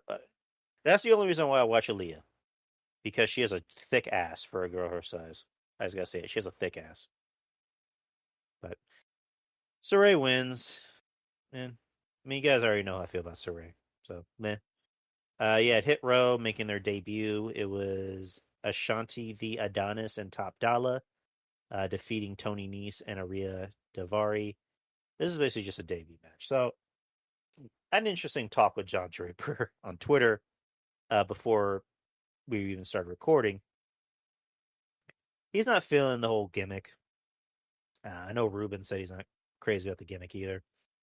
Jeff Lippman actually agreed with me when I said I liked it, which is scary because me and Jeff cannot agree on things because it throws things off balance. So Jeff, we gotta find a way to disagree with something on Thursday. But I get the point John was making, which I can again. Okay, so the point he was making was that it seems like a very lazy and dated gimmick, and I just said, well, he's actually a rapper. I mean, because there's been vignettes in the past that showed him, rapping and making albums. I mean, I can't really think of any songs that he put out. I would have to ask RJ about that because RJ is a bit more knowledgeable in that department than me. But yeah, he's an actual rapper. So, rappers have posses, and you just gave him a posse.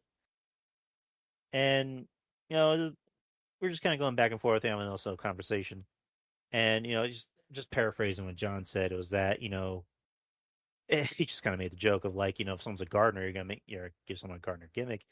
And I'm just like, okay, well, Kurt Angle was an Olympic gold medalist, and he portrayed that he was an Olympic gold medalist on TV. Jericho's a rock star, quote unquote, and he portrays that he's a rock star. And John Cena, rapped, and he became a rapper, and then he eventually put out a rap album. And I don't think John really thought I was thinking this, but he just said, "Why are you putting Swerve Scott in the same category as three, main eventers?" I'm just like, okay, you know me well enough to know I'm not nut. Like, the point I'm trying to make is just reality, based in wrestling. It's your personality with the volume turned up. So, and I just said, just for all we know, in the next 5 years, who's to say we're not going to be talking about Swerve? So we just kind of left it at that. I like the gimmick. I think it works. The guys that are in it, like Ashanti Adonis, he kind of looks like Michael B. Jordan. I don't know why. And then the Jade Cargill girl, I don't know if she's a wrestler or if she's just eye candy. Supposedly she opened for J Love or whatever the fuck rapper that is. I don't follow rap music, as you can tell. And then the big guy, who the hell is he? Top Dollar? I have no idea who that is. So, they obviously like Swerve. They want to give him his own gimmick. Not his gimmick. They, in the past, for top guys, what do you do for top guys? You give them their own faction. They let Adam Cole. They love Adam Cole, so they gave him his own faction. Shawn Michaels had his own faction. He had DX, and then he had the Click, which was more of a backstage thing. They've given top guys factions that they want to put over as top guys. Same thing with The Rock. Again, not comparing. Not trying to say Swerve is going to be The Rock. Not trying to say Swerve is going to be Shawn Michaels. Again, it's a thing of like, I'm just pointing out facts. You know what I mean?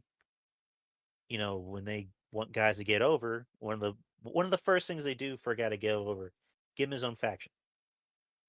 So I'm just saying that. But yeah. Again, this match was just a match to put over the team. And then the main event, which was I was going to call him Braun Strowman, Bronson Reed versus Johnny Gargano for the North American Championship in a steel cage match. I wish they had a nice little poster, kind of making it look like a comic book. I enjoyed the match. It was a lot better than the takeover match for different reasons, because it was a steel cage for one, so they were playing up to Bronson as this big monster, and they had a nice little package for Bronson, hyping out the match, talking about his wife and how she's here in the audience, and she's always been there for me. She's been my rock. So they really did the best job they could, and they succeeded in making Bronson look like this white meat babyface that you really want to get behind. So they had a really good match. Austin Theory gets involved, in the match, but it doesn't look hokey and stupid and forced. And Bronson ends up getting the win by getting the big splash off the top rope. It would have looked a lot better if he did it off the cage, but whatever. But he ends up getting the win, and the whole place goes nuts. And the cage lifts up, and there's pyro going off, and Bronson looks legit happy. He has tears in his eyes because this is his moment.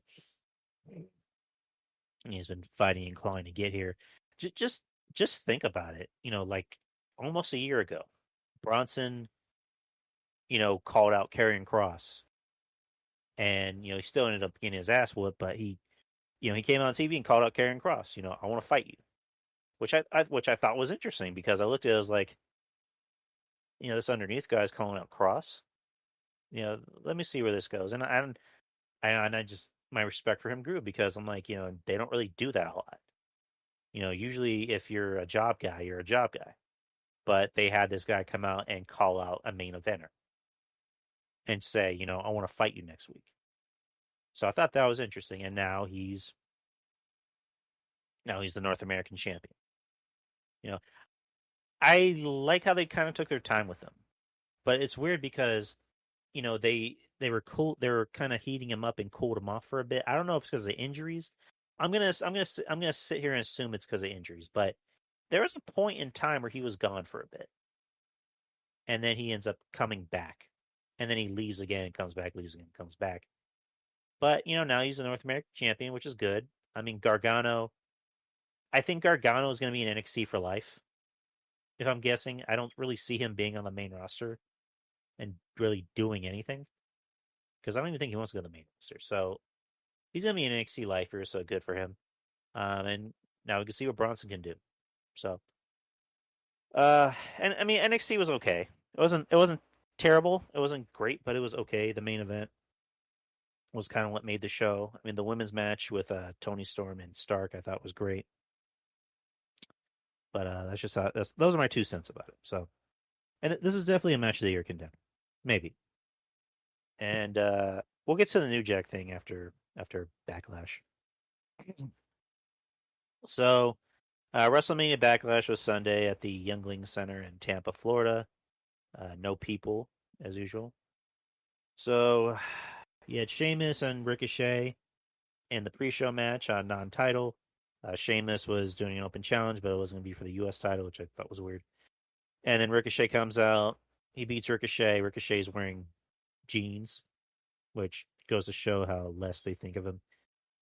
He ends up beating him in a weird way, because he just kicks him. He just kicks him with his knee in the head. He doesn't give him the bro kick fully. He just kicks him with a knee in his head, which is odd. So he beats him, and then and Ricochet ends up attacking him and takes his Carmen Sandiego jacket with his weird Newsies hat, which kind of makes Sheamus not Sheamus, makes Ricochet kind of look like a bitch. It's like, he beat you fair and square, and you're attacking him. So I don't know. Ricochet, he's not long for this company, and he's already in hot water doing the whole. He put out a tweet where WWE put out something about the best high flyers in the company, and then Ricochet replied saying, I'm better than most everybody on this roster. I can do what they do and better, blah blah blah. And somebody says, but you're not, paraphrasing, you're not as good as Io. And he says, well, I like Io. I think she's great, but I can literally do everything she does and better. And I retweeted. I'm like, okay, Io's a lot more over than you, and she's much more better in the ring than you. So I'm hoping this is just a work you're doing, because if not, you kind of look like an asshole. And then he ended up deleting his tweets. So Ricochet he's kind of proven he's not very Twitter savvy, and he kind of seems like an asshole. So that's just my opinion. The show begins triple threat women's match: Rhea Ripley defeating Asuka and Charlotte Flair for the Raw Women's Championship. Wasn't too crazy about this match because they're obviously setting up Charlotte and Rhea Ripley, I'm assuming, at SummerSlam. That kind of seems like a best way to go because they haven't had the rematch from last year, so really trying to keep them apart. Rhea, it's weird. You look at the three women in this match, you would think this should be like a 5-star classic easily. This match was really not that good. Something was missing. Something wasn't really clicking for all three of these women, which is unfortunate. Rhea she doesn't seem like she's the Rhea of old. And that's scary to think about because in NXT she was Rhea Ripley. She was, the star. Ever since she's been on the main roster, she's kind of lost something. And I don't know what it is, but she needs to find it back. Whether it be her smile or something. She needs to find what was really making her in NXT. And she looks weird. She looks different anytime you see her. Like, I don't know what they're doing with her, but they need to leave her the fuck alone. Just let her be her. So, but the match wasn't that good. Rhea Ripley does the I don't know what the fuck the name of the move is to Asuka and pins her in front of Charlotte. So there's that. Next match, you got the SmackDown Tag Team Championships. Rey Mysterio and Dominic versus the Dirty Dogs, Dolph Ziggler and Robert Roode. Before the match, there was a bit where Dominic was backstage by himself for some reason, and Dolph and Roode came up and talked a little bit of shit, and Dolph headbutted Dominic. And there just happened to be a couch in the backstage that looked like it just got there primarily for that purpose, and they flipped the couch on Dominic, which my question is like, why wasn't there a couch backstage? I don't know. It's funny. Listen to Cornette trying to review the show. It's just funny. So then they get to the whole doctor skit, which they have a guy pretending to be a doctor, and Rey telling Dominic, "Hey, I'm going to handle this. Don't worry about it." And so the majority of the match is just Rey fighting off Dolph and Robert, which I thought was a good match. I thought it told a good story. Rey is not the Rey of old, but he can still go out there and perform. And I thought the match was a little bit too long. I thought you could have easily shaved off 5 minutes from this match and it would have been fun. But Ray's just getting his ass whooped through the whole match, and then Dominic chooses the most inconvenient time to come out. It's like he was getting where were you when he was getting his ass kicked out the whole match? But whatever. He comes out, selling that he's hurt.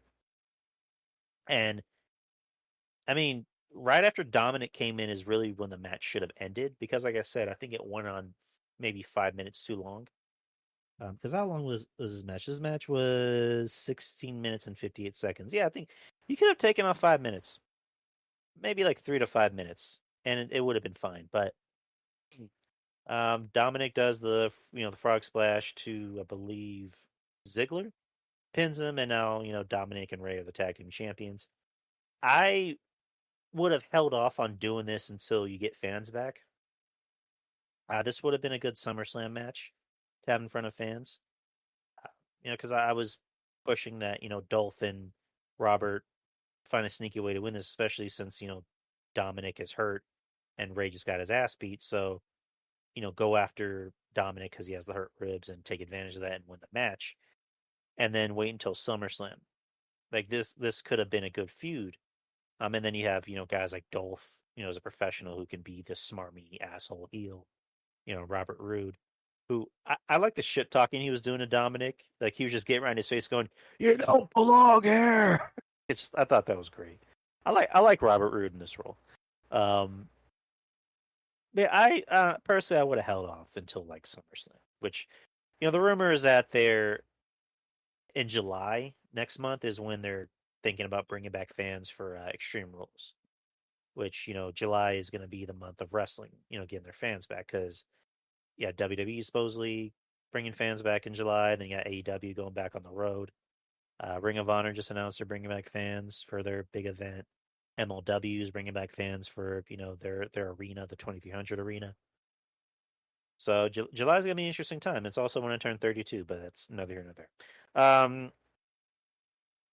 Next match, if you want to call it a match, Damien Priest versus The Miz in a Lumberjack match. So how the match began was on Monday.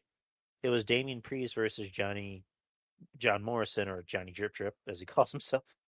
And the stipulation was that if Priest won, you got to pick the stipulation. It was a Lumberjack match, and I guess in the promo he said, bring whoever you want, wrestlers from SmackDown, Raw, NXT, zombies, aliens, do whatever you want.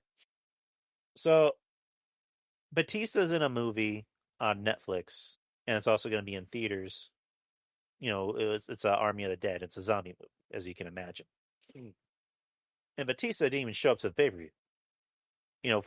Funny enough, he narrated the intro for the pay-per-view, which I thought was pretty cool. But he didn't show up. Like, he just put out a tweet saying, "Hey, I can't be there, but have a great night." So instead of just like having the movie promote the show, you decide to take aspects from the movie and promote it in this match. So what happens is Johnny Drip Drip, who keeps calling himself Johnny Drip Drip, which I think is funny. He's telling. There's a funny part where he's telling Miz, they're going to fall into our thirst trap. And then Miz is like, I don't think you know what thirst trap means. So he's like, I'm going to talk to the Lumberjacks and see if they can, I can work something out with them. He goes into the locker room where the Lumberjacks are in, and they're zombies. And he goes back to Miz saying, dude, they're zombies.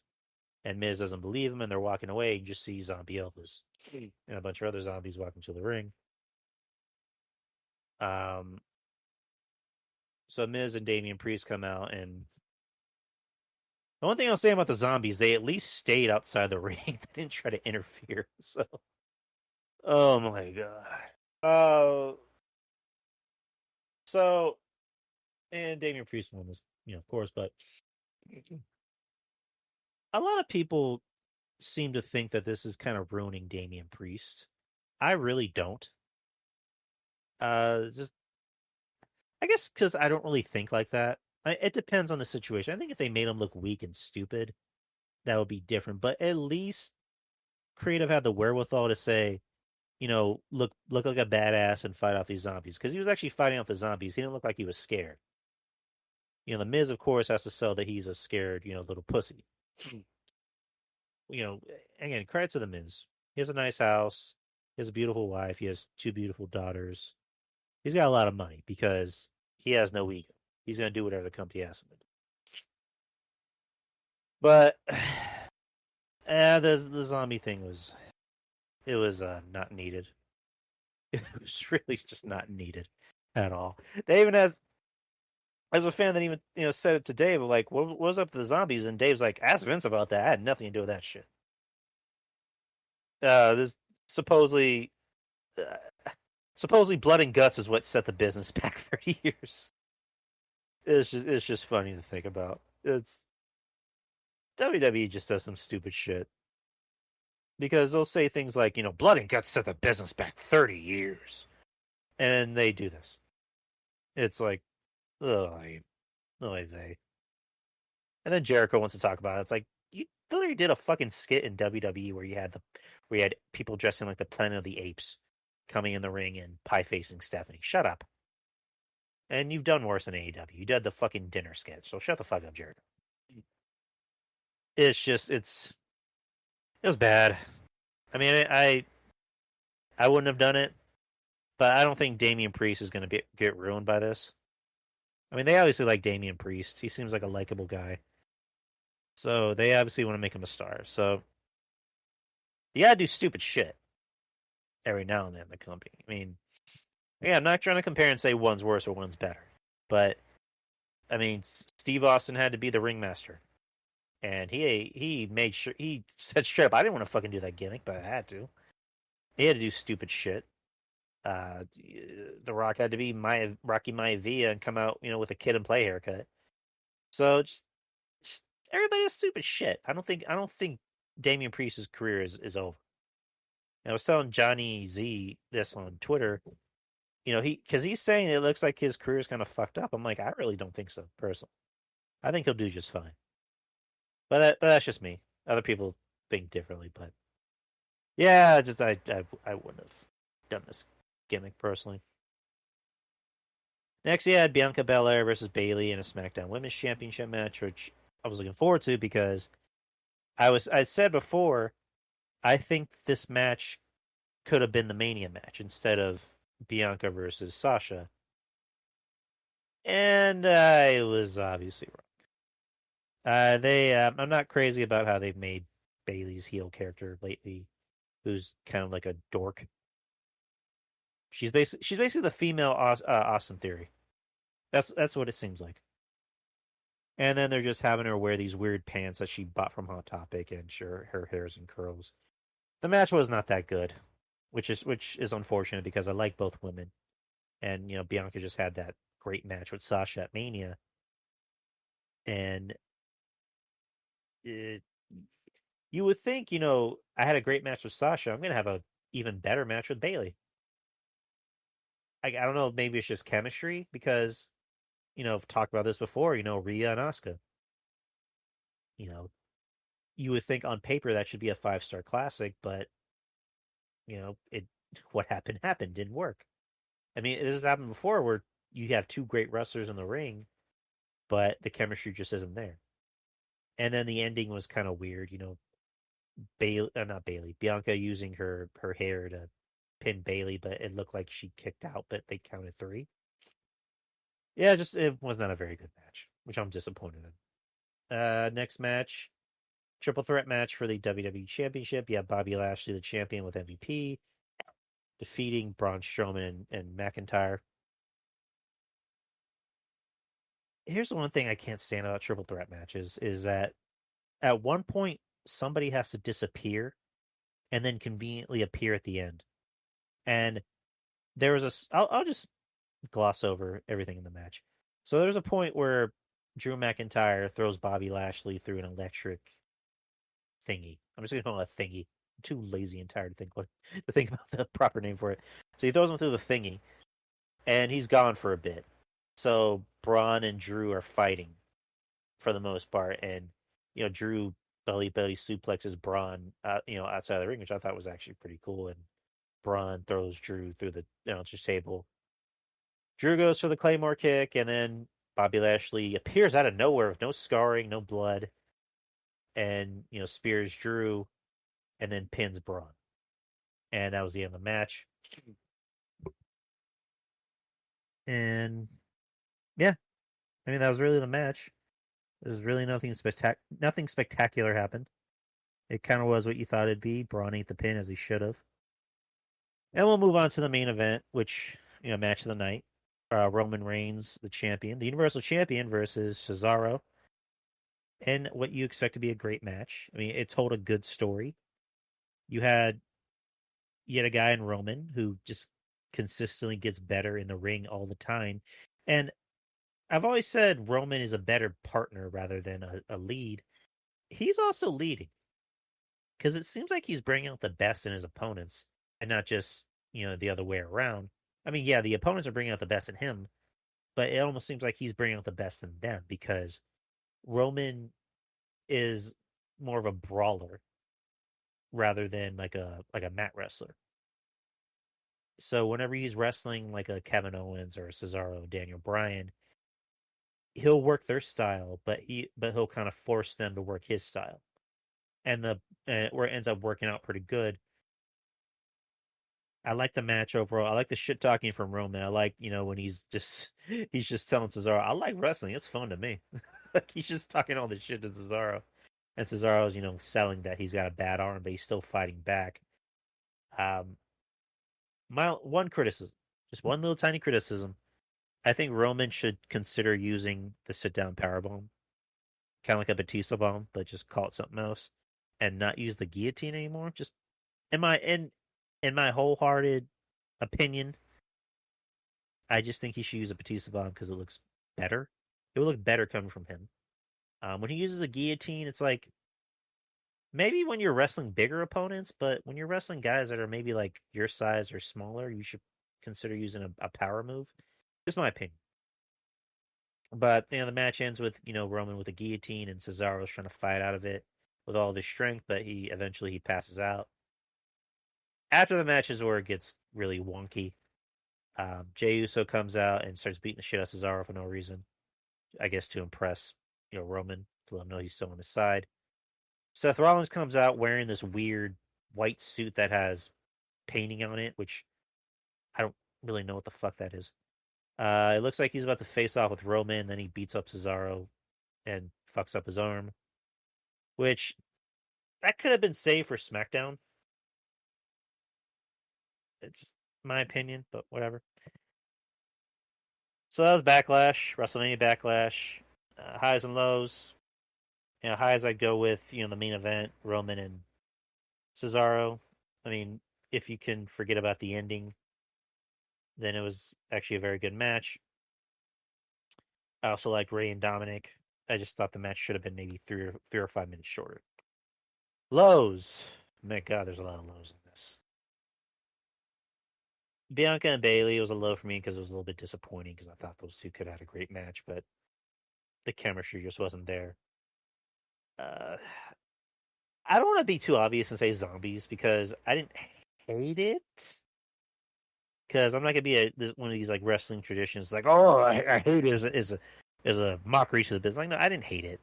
I didn't walk away angry from it. I just kind of like it's kind of those things where I just had like a laugh. I'm like, so, but it wasn't my favorite part of the match. So I kind of want to I don't want to give the zombies too much shit. I'll just put it that way. But yeah, Bayley and Bianca, they disappointed me. And then the other women's match, the 2 women's matches, they just weren't good. They didn't deliver the way they should have. But overall, I'll give this show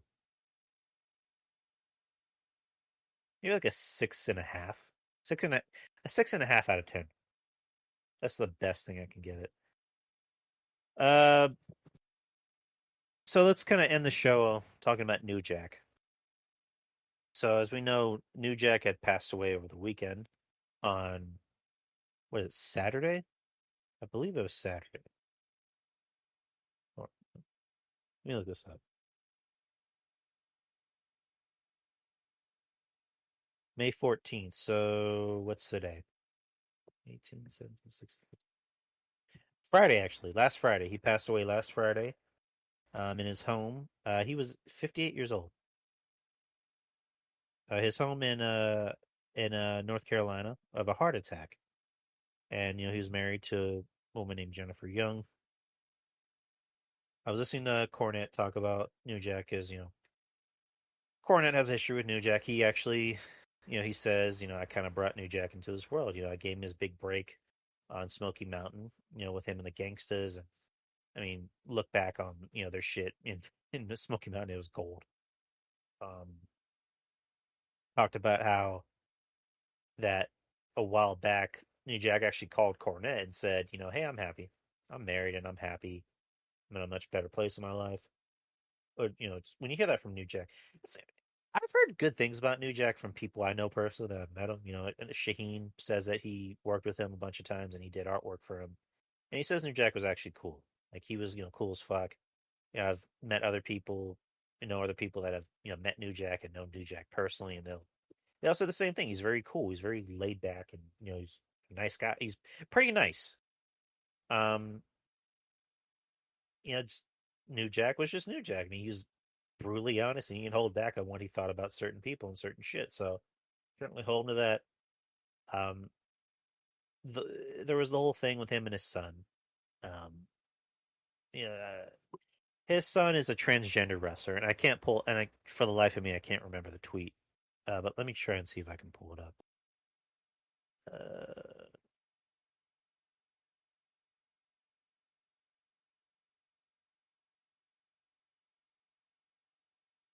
So never mind. But his son's a transgender wrestler, and his son admitted that they had, or should I say, daughter. The daughter admitted that they had their differences, and I know Johnny Z brought up something I never saw, but like apparently he put out thing on social media, referring to his son as the F word and saying, you're not my son, and I'm going to disown you, blah blah blah.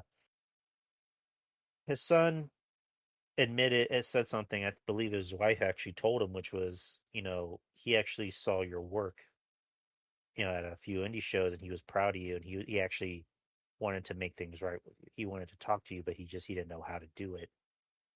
Which, you hear that and your heart kind of breaks. You're just like, it looks like he wanted to mend fences, but he didn't know how. Which I know people like that. I've known people like that with fathers, with mothers or brothers, that they're trying to make things right, but they don't know how. And it's not because they don't want to. It's just a combination of like they're scared, and they truly don't know how, because you can watch the New Jack, Dark Side of the Ring. New Jack didn't have it, the most healthiest of childhoods. He saw his dad, stab his mom. He saw his dad shoot his mom in the back of the leg. And he even says, you wonder why I go off the way I do, because of my fucking childhood. But I was hearing from a lot of people that knew New Jack personally that over the years he kind of chilled, he kind of relaxed, and he was a much different person. The last thing I actually did see him in was he did a thing with Hannibal. He said something that was kind of interesting, where he said that originally they wanted to bring him into WWE to do a bit with John Cena. If you guys remember, in 2004, he did an angle. John Cena did an angle with Carlito, where Carlito debuted and then beat him for the title. And the story was that they were at a nightclub and somebody stabbed John Cena, and ended up being, was it Aaron Aguilera or something like that? Originally, that was supposed to be New Jack, according to him, which that would have been interesting. But as far as like my personal, I guess how I've viewed New Jack over the years was that I was always a fan of his. I was always a fan of his interviews. Because again, he was a guy that didn't sugarcoat shit, and he just said what was on his mind. And I can appreciate people like that. I have a lot of respect for people who just say what's on their mind. The first time I actually saw him was not in wrestling, but I remember seeing him on an episode of, I think it was Maury or Sally Jesse Raphael, one of those talk shows where they were doing a Scared Straight thing, where he was coming out talking, the kids telling me, hey, stay out of jail, don't do drugs. And, that's about it. And like I mentioned, I didn't start watching ECW until like, the end of it, whenever it showed up on TNN. So I don't really recall seeing him on there.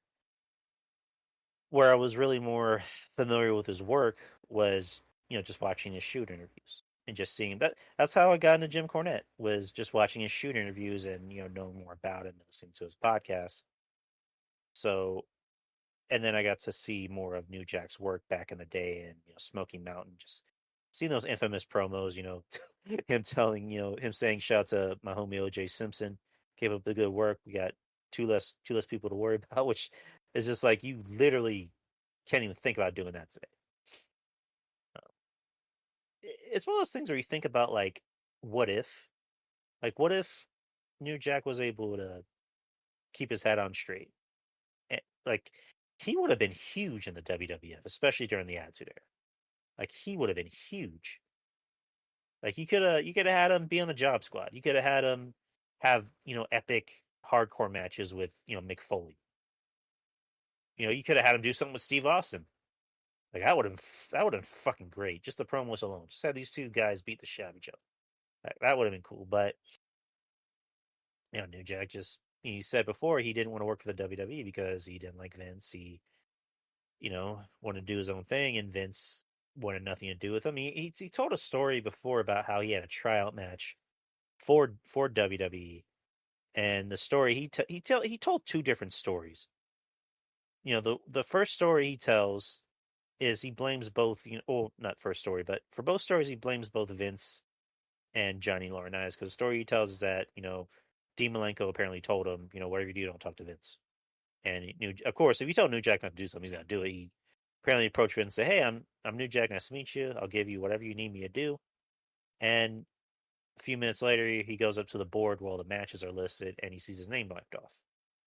And he's talking to Laurinaitis about it, and Laurinaitis says, all right, well, you're not going to wrestle tonight, but we're going to pay you.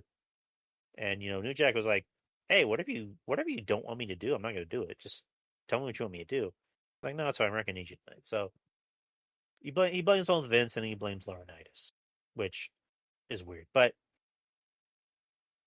I mean, not to sound disrespectful, but it's just like, you can't really sound like you're too shocked by the loss of New Jack, because last interview I saw him in, one of the last interviews I saw him in, he was on Vlad TV, and he had said that he actually was taking heart medicine, and I believe he said he had a pacemaker, if I'm not mistaken.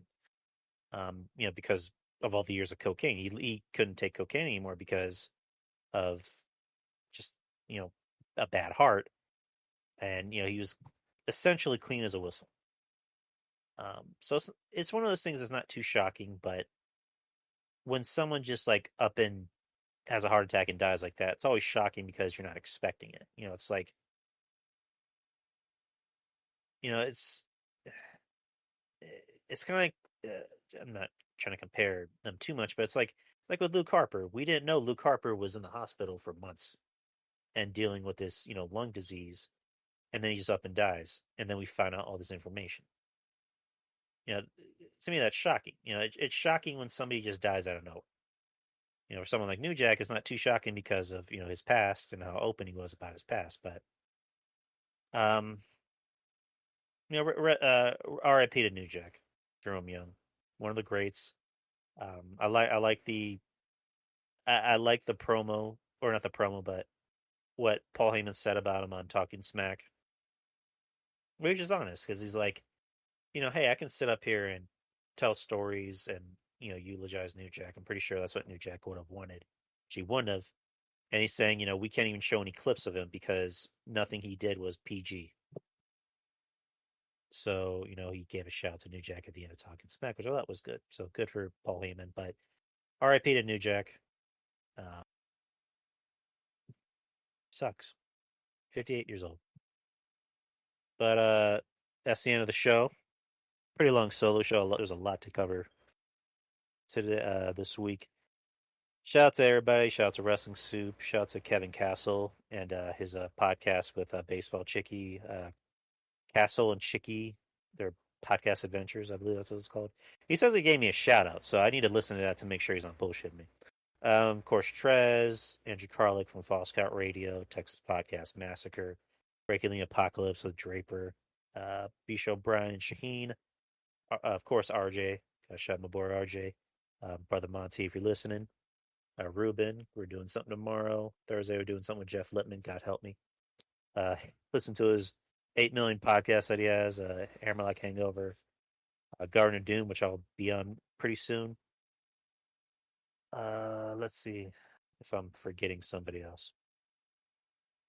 Clark Street Wrestling Podcast. There's some good dudes. Listen to them. Bradley H. Dementia Unusual. I'm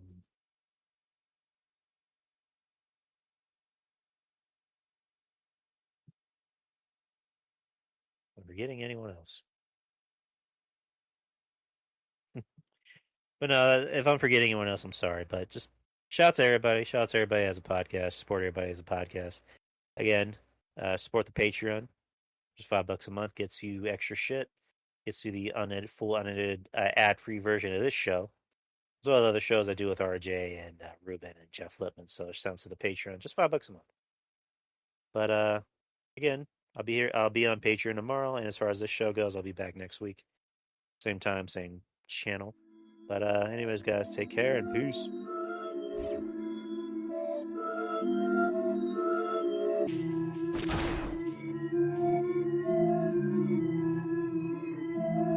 The Drew Yari Show. It's Drew Yari. It's Drew Yari. The Drew Yari Show. It's Drew Yari. It's Drew Yari. The Drew Yari Show. It's Drew Yari. The Drew Yari Show. It's Drew The Drew Yari Show. It's Drew Yari. It's Drew Yari. It's Drew